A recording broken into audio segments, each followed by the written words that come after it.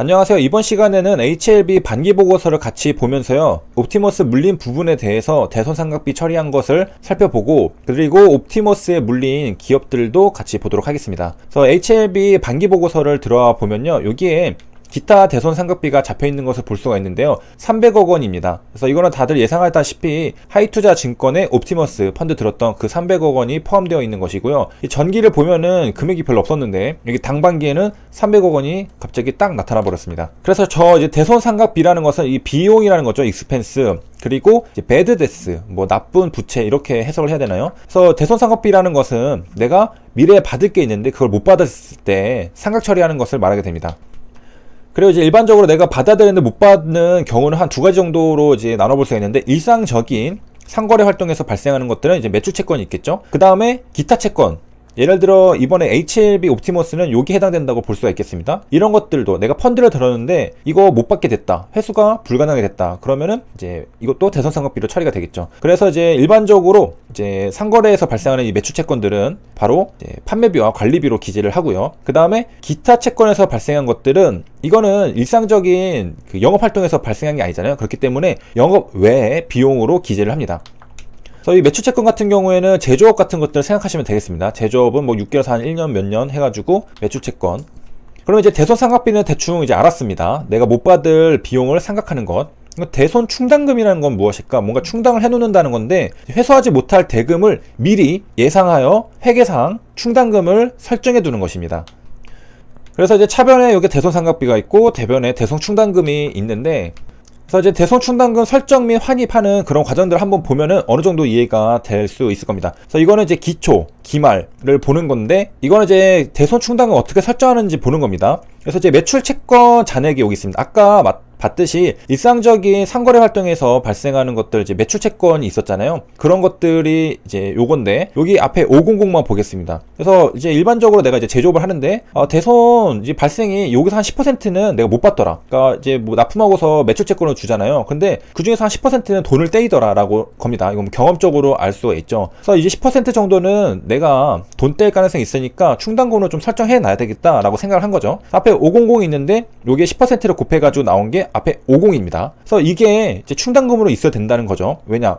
기말로. 그래서 이제 차이를 보니까 여기 기초 대손 충당금 잔액은 지금 앞에 20이 남아 있어요. 근데 내가 이제 기말까지 이제 딱 되어 있는 것은 50이어야 됩니다. 그래서 50 빼기 20 하면은 30이 내가 이제 대손 충당금으로 쌓아야 되는 거죠. 그래서 여기 대손 충당금 30이 있고 여기는 대손 상각비 30이 있는 겁니다. 그래서 이거 굉장히 복잡해 보이지만은 간단하게 보면은 내가 이제 매출 채권이 있는데 이 중에서 10%는 돈을 떼이더라. 보니까 50까지는 내가 충당을 쌓아야 되는데 지금 있는 거는 20이 있다. 그러면 이제 여기 차이 30만큼만 내가 대손 충당금을 쌓으면 되겠구나 라고 생각을 하시면 되는 겁니다.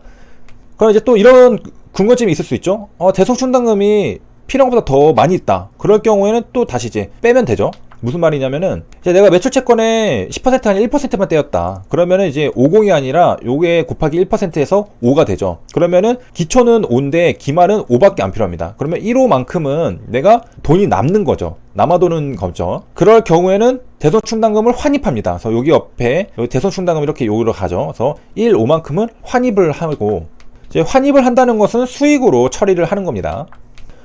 자, 이렇게 해놓은 다음에 이제 실제 대손이 발생했을 경우에 어떻게 되는지 보겠습니다. 그래서 이제 내가 돈 빌려준 얘가 파산해가지고 돈을 못 받게 됐습니다. 매출채권 잔액. 요거를 이제 다 못 받게 된 거예요. 3, 5. 그런데 내가 이제 충당금으로 쌓아놓은 잔액이 20밖에 안 됩니다. 내가 지금 돈 떼인 건 3, 5인데 20밖에 없습니다. 이게 대손 충당금을 쌓아놓은 거죠. 자, 그럴 경우에 일단 이거 다 소멸하고 대손 상각비 이렇게 하나 더 등장을 시켜가지고 금액이 맞죠. 20 플러스 15, 35 해가지고 이렇게 처리를 하게 됩니다.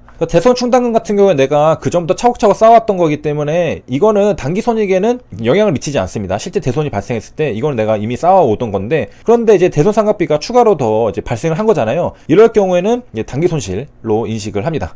그래서 이제 아까 봤듯이 이제 매출 채권 같은 경우에는 판매 관리비로 처리를 하고요. 기타 채권 같은 경우에는 영업의 비용으로 처리를 합니다. 자, 그럼 또 이런 경우도 있겠죠? 이제 대손 상각비 처리를 했는데 HLB는 지금 대손 상각비로 했잖아요. 그런데 내가 못 돌려받는 줄 알았더니 돌려받았어요. 그럴 경우에 어떻게 되냐, 현금 차변에 있고 대손 충당금을 다시 회복을 시켜줍니다. 그런데 이제 대손 충당금이 없어서 그냥 바로 대손 상각비로 처리를 했다면은 여기 대손 충당하면 대손 상각비로 이렇게 취소를 하는 거죠. 사실 어느 정도 이제 이해가 되셨을 것 같은데, 여기 대손 발생 시 아까 봤던 것들을 간단하게 다시 요약을 하면요, 이제 대손이 발생했습니다. 그럼 내가 이제 대손 충당금이 충분히 있었다라고 하면은 차변에 대손 충당금과 여기 매출 채권, 떼인 돈 이렇게 돼 있고, 내가 이제 대손 충당금을 쌓았지만은 모자라요. 그래서 대손 충당금이 없을 경우에는 대손 상각비 그리고 매출 채권 이렇게 됩니다. 그러니까 요거 같은 경우에는 뭐였냐면은, 내가 쌓아놓은 대손 충당금보다 대손액이 더 많았기 때문에 내가 쌓아놓은 대손 충당금이 전액 소멸이 된 다음에 남은 금액을 대손 상각비로 처리를 한 겁니다.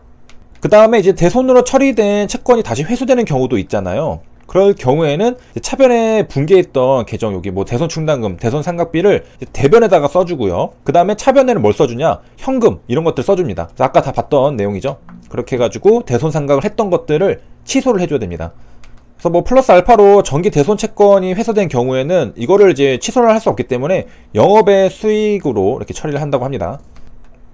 자, 그래서 이제 마무리로 한 번 더 요약을 해드리면은, 요게 이제 대손 추정액이 설정액보다 더 많았습니다. 그럴 경우에는 여기에 이제 대손 상각비 그리고 대손 충당금, 근데 이제 설정액이 더 많다면은 이제 환입해서 수익 처리로 하고, 자, 그 다음에 요 세 가지는 이제 실제 대손이 발생했을 때, 대손이 발생했을 때 충당금으로 되면은 차변엔 충당금만 있죠. 그런데 이거 다 쓰고서 모자르면은 대손 상각비가 또 등장합니다. 이렇게 해가지고 쓰고요. 그런데 이제 내가 나중에 다시 회수할 수도 있잖아요. 돌려받을 경우에는 여기에 썼던 것들 여기다 이렇게 옮기고 현금을 쓰면 된다는 뜻입니다.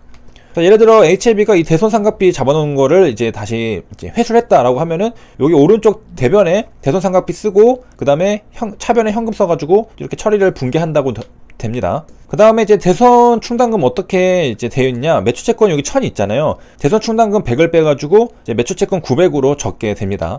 시간이 꽤 많이 지나가지고 옵티머스 물린 기업들이 굉장히 많거든요. 그 재무제표는 다음에 한 번에 다 같이 보도록 하겠습니다.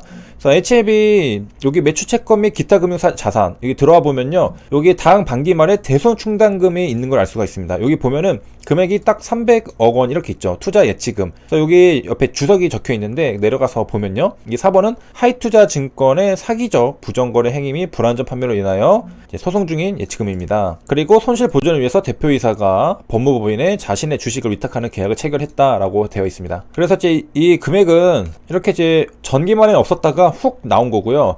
그 다음에 위에 보니까 여기 단기 대여금도 있는데, 이것도 대손 충당금이 100억 원이에요. 100억 원 정도. 이건 전기만에 있었고 당 반기만에도 있었고, 그러니까 옵티머스 같은 경우에는 6월 달에 HB에 들었는데, 그러니까 여기 적혀 있고 이거는 그 전에도 적혀 있었네요. 그래서 요 단기 대여금은 뭔가 해서 이제 내려가 보면은 여기 연결시제 특수관계자인 현대요트 외 4개사에게 대여를 했다고 합니다. 그리고 대손 충당금이 설정이 되었다고 하는데요. 어쨌든 이제 여기 보면은 전기말에 비해서 여기 유동 항목 합계가 적혀 있는 부분이 있는데, 요게 이제 150억 원 대손 충당금이 이제 450억 원, 이 300원이 추가돼서 되어 있는 것을 확인할 수가 있습니다.